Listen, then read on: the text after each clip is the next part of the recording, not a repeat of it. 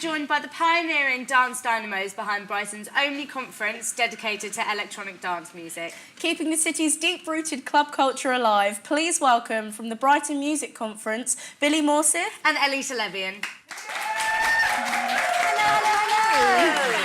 How are you doing today? Yeah, good, thank you. Brilliant. Happy to be here. Oh, fabulous. We're happy to have you here.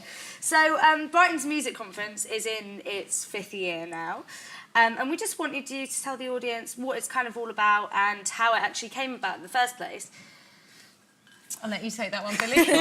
Well, we've been going for, it's in our 5th year now, but we've probably been planning it for 7 years and stuff. So, I mean, the whole focus of the conference was to try and have a music conference that was dedicated to dance music and underground electronic music. You've got ADE and in Amsterdam, which is the biggest one in Europe. You've got IMS in Ibiza. You've got Miami in Miami. You've got one in Rio. There's nothing in the UK, and considering the UK has got such a big influence on dance music, we didn't understand why there wasn't one in the UK. So that's where it all came about, really. And yeah, we've just been sort of pioneering and pushing forward lots of different avenues, you know, through the professional side and through the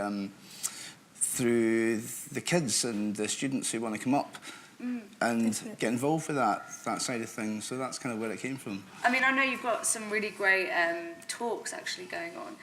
So I know you're doing one on social responsibility. Yeah. I mean, what is that sort of going to be involving, and why did you choose to do a talk on that specifically? So I will be moderating that panel for Last Night a DJ Saved My Life. Now, they are a charity that work within the music industry.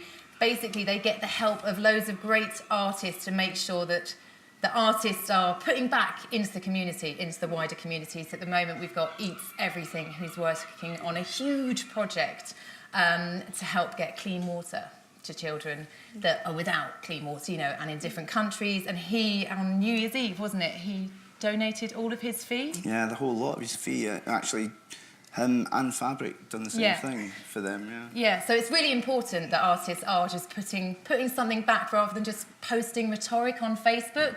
So he's a really good example of somebody that isn't just sort of liking and sharing and saying, I'm going to do this, I'm going to do that. He's actually doing it, and there's quite a few artists on that panel that are going to be, you know, representing artists that are doing it. They are out there, they're using their position and the platform that they're in to make sure good things are happening in the wider community, and that hopefully fellow artists will follow suit. Yeah, I think it's brilliant. A lot of people, as you said, do speak about it on social media and then don't actually commit themselves to doing it. So I think that's a really interesting part of what you do in Brighton Music Conference, because people may just think it's all just about the music, but actually it's got a lot of deeper things behind it. Because you're also running a seminar on the mental health in electronic music industry. What are you hoping is going to come out of that discussion? Well, basically, BMC, you know, it's been around for 5 years, in its 5th year this year. Each year, the conferences and the talks have to respond to what is happening in the music industry.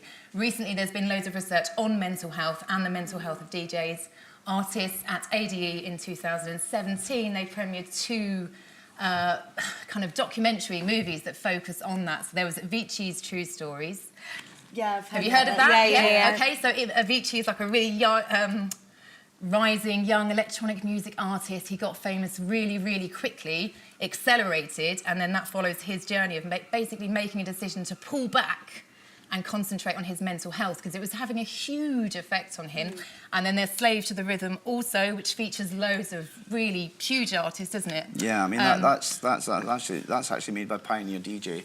You know, so it's a massive film that we're actually going to be showing that at BMC this year as well. Great. Which is really exciting. So hopefully that discussion is going to address things that people don't necessarily want to talk about, but that do happen. Being a DJ is great, it is fun, but you're travelling a lot on your own and you're going to hotels, and it's not that kind of fancy. If you're a responsible DJ that wants to do well in the industry, you are staying in hotels till you're called on stage and then you're going back again. You're not partying. It's a really isolating, lonely experience. It's a lonely life, man. You know, it really is. Once you get up to that level, you know, you're on the road all the time. You haven't got an entourage travelling around with you. It doesn't work like that. You know? No. Do you feel like people make it out to be something that's really glamorous?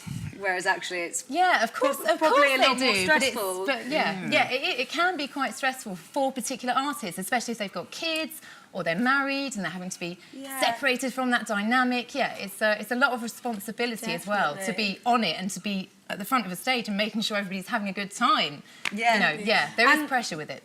Obviously, as the show is brewing with, artists, and we've got some great people in, we've created our own Spotify playlist for everyone. We've got all the audience, all of us have put in our favourite tracks. Can I ask you both what track you'd like to add to the Spotify playlist?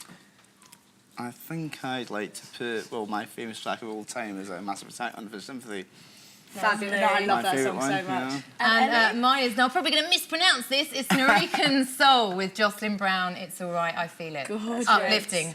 Really quickly as well, what are the dates and how can you get tickets? Okay, well, it's the actual main conference is on the 26th and 27th of April. And you can get tickets from the BMC website, brightmusicconference.co.uk.